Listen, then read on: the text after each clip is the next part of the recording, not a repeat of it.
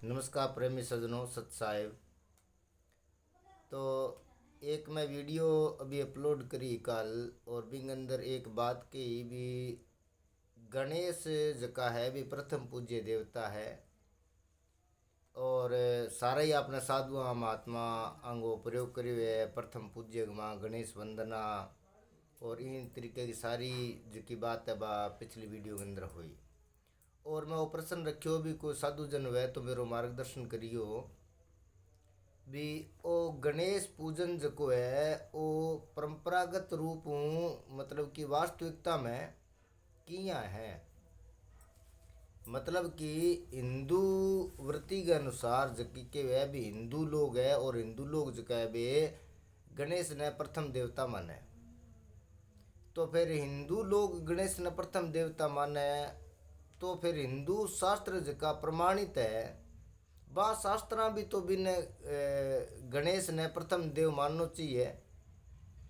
तो गणेश ने प्रथम देव मानने को मतलब मैं वे हिंदू शास्त्र के अनुसार बात करने लग रहा हूँ। तो मतलब कि जो वेद है हिंदुओं का सबसे यदि ऑथेंटिक ग्रंथ जिसको माना जाएगा तो वो वेद है।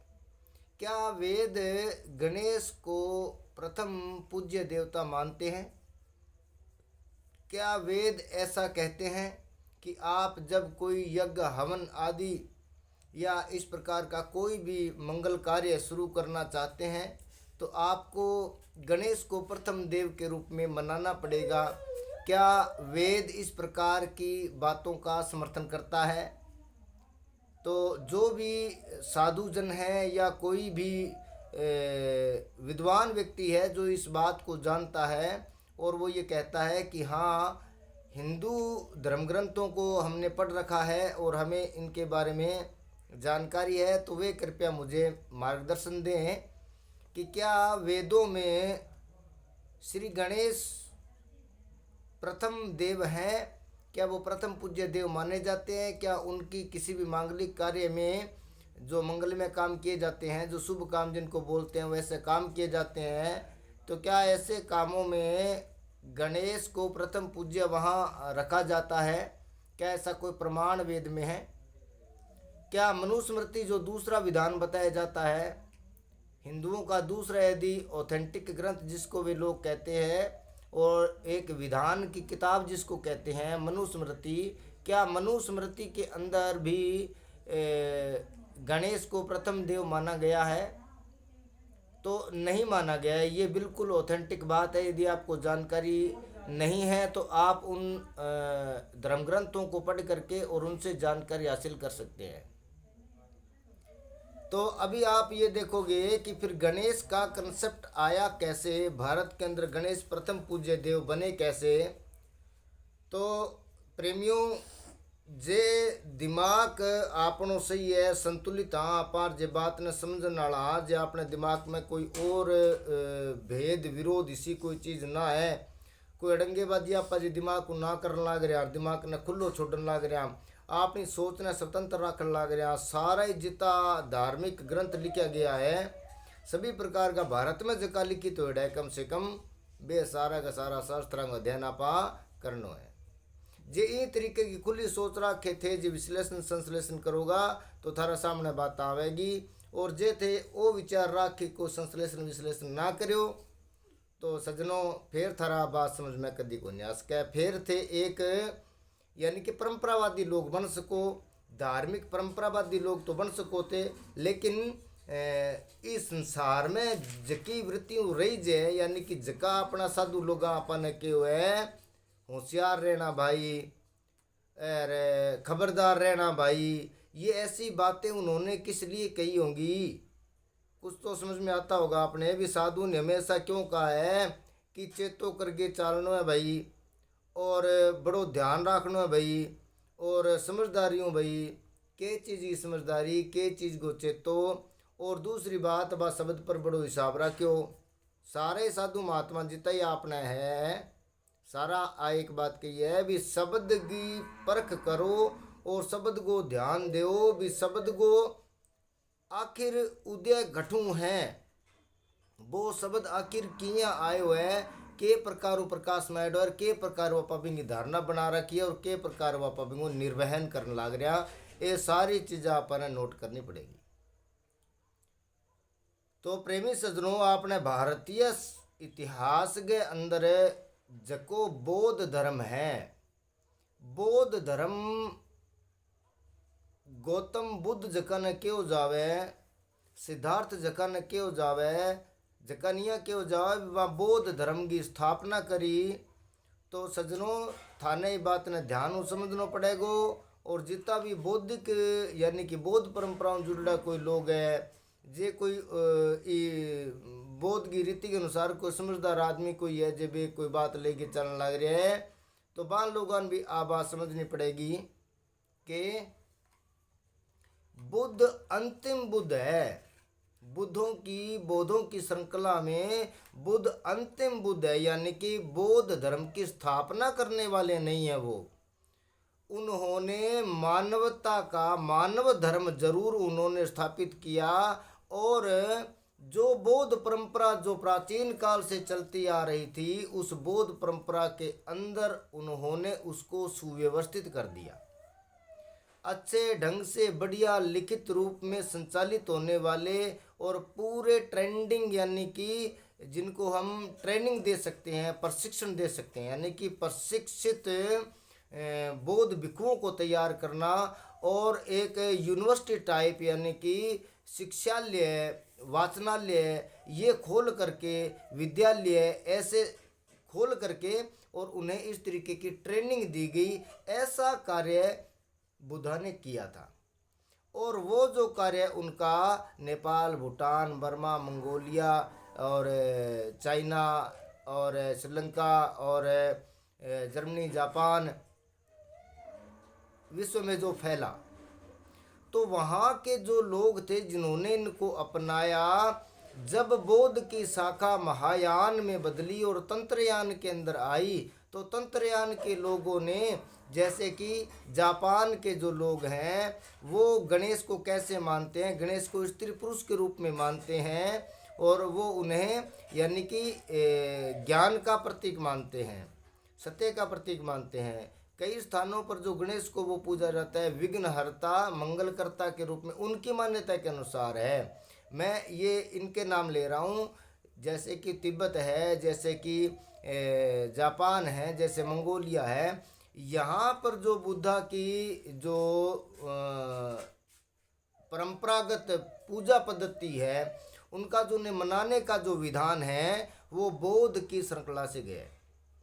इसके प्रमाण आपको मैं कहाँ दे रहा हूँ, मैं एक सेपरेट और आपको पोस्ट डाल के, और फेसबुक पर आप देख सकते हो मेरे पेज के ऊपर, वहाँ मैं आपको पोस्ट में जो एविडेंस हैं, जो इसके तथ्य हैं, सबूत हैं, वो मैं आपको वहाँ दे दूँगा।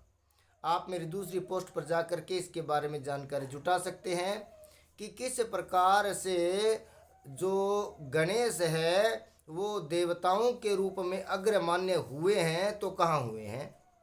उन्हें अग्रमान्यता मिली है पौराणिक काल में, यानी कि पुराणों में जब लिखा जाने लगा, जब पुराण बनने लगे, तब पुराणों के अंदर इनको एक स्थान दिया गया। और उन जैसे कि आप शिव पुराण देखते हो, तो शिव पुराण में शिव के पुत्र गणेश के रूप में दिखाए जाएंगे। और भी आप कई जब पुराणों का अध्ययन करोगे तो वहाँ पर गणेश आपको मिल जाएंगे प्रथम पूज्य के रूप में।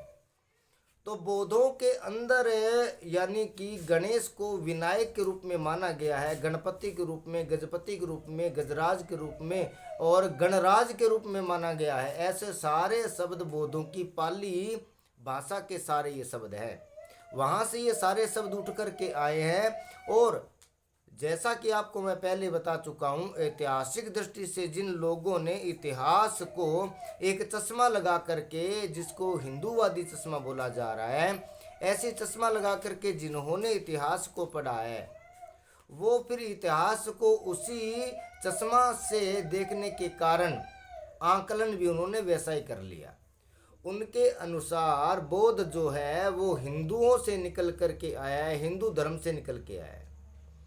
तो प्रिय सज्जनों, ज्ञानियों, विद्वानों, सारों निवेदन मेरो ओ है भी आपकी यह गलती इन्हें सुधारो।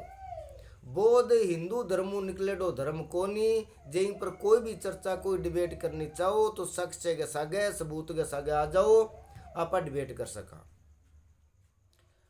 अब थाने जगह में प्रमाणिक की बात बताने लाग रहा हूँ। बा है भी तीसरी सदियों ले गए और फिर 12वीं सदी, 5वीं सदियों ले गए 15वीं सदी, और अब जो आधुनिक काल है इस समय के अंदर एक बात की प्रमाणित है भी महाराष्ट्र के अंदर गणेश मूर्ति विसर्जन को जो कार्यक्रम चलायो गयो भी बाद के माँ गणेश पूजन की ये ज़्यादा वृत्ति है अठे इन तरीकों फैली है भी बाद में। ये बात ने ते मानो इतिहास के अंदर बात वर्णित है भी बाल गंगाधर लोकमान्य तिलक के द्वारा गणेश विसर्जन का ये जो चलाया गया था ना, तो उसमें ये आता है और उसके पहले पुराणों में इनकी बातें आती है, जबकि स्मृति और वेदों के अंदर इनको प्रथम पूज्य गणराज इस तरीके का कोई उपाधि से नहीं नवाजा गया। तो जब बौद्ध धर्म टूट करके वज्रयान, महायान, हीनयान इस प्रकार की तंत्रयान इस प्रकार की शाखाओं में विखंडित हुआ, तो उन बौद्धों ने अपने से पूर्व हुए सभी बोधिसत्वों को देवताओं के रूप में मानना शुरू कर दिया।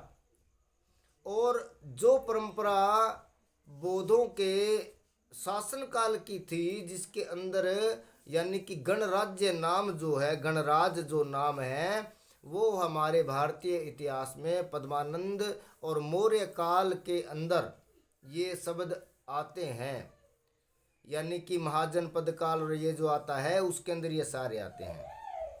तो गण यानी कि वे लोग जो शासन काल शासन चलाने वाले लोगों में शामिल होते थे, उन लोगों को गण कहा गया था और उनके एक मुखिया को गणपति बोला गया था। ये एक परंपरा बनाई गई थी भारत के अंदर, शासन व्यवस्था के अंदर, राज व्यवस्था के अंदर। और बाद में ये जो परंपरा फिर जो पुराण लिखे गए, जो यानी कि पुराण क्या है आप समझना, पुराण क्या है। पुराण मतलब शिव पुराण पढ़ोगे तो शिव सबसे ऊपर है, शिव के द्वारा ही सारा कुछ हो रहा है। विष्णु पुराण पढ़ोगे तो विष्णु सबसे ऊपर है, विष्णु के द्वारा ही पूरी सृष्टि का पालन पोषण संचालन मरण सब कुछ विष्णु के द्वारा होता है। यानी कि वो लिखे गए हैं उन मुख्य देवताओं की सारी जितनी भी कलाएं हैं उन कलाओं को बताने के लिए, यानी कि महिमा मंडन है। पुराण जितने भी है सारे के सारे महिमा मंडन है। तो ये महिमा मंडन बौद्धों के अंदर प्रचलित कथाओं के बाद में शुरू हुए, कवियों ने इनको लिया। लेकिन जो भारत के उस समय की जो विश्वविद्यालय थे, नालंदा, तक्षशिला, विक्रमशिला इत्यादि, इनके अंदर उन्हें मात्र कहानियों के रूप में लिया गया था, न कि सिद्धांतों के रूप में या आम जनता के बीच में प्रचलित करने के लिए ऐसा नहीं लिया गया था। लेकिन जैसे ही क्रांति प्रतिक्रांति के रूप में और बौद्धों का पतन होने के बाद जिस प्रकार से ब्राह्मण धर्म हैवी हुआ, तो उन्होंने इन सारों को देवताओं के रूप में मान्यता दे करके और पूजवाना शुरू कर दिया। उसके बाद ये पूजा पद्धति और ये सब कुछ शुरू हुआ। ये गणेश के बारे में विस्तृत विवेचना है। आप चाहो तो कहीं से भी सर्च करके इस विवेचना को देख सकते हो। और दूसरी बात, जितने भी साधु संत महात्मा जो भी हैं और जिन्होंने भी अपने इन ग्रंथों के अंदर, शास्त्रों के अंदर, वाणियों के अंदर यदि गणेश को प्रथम पूज्य माना है, तो यानी कि बौद्ध परंपरा के अनुसार।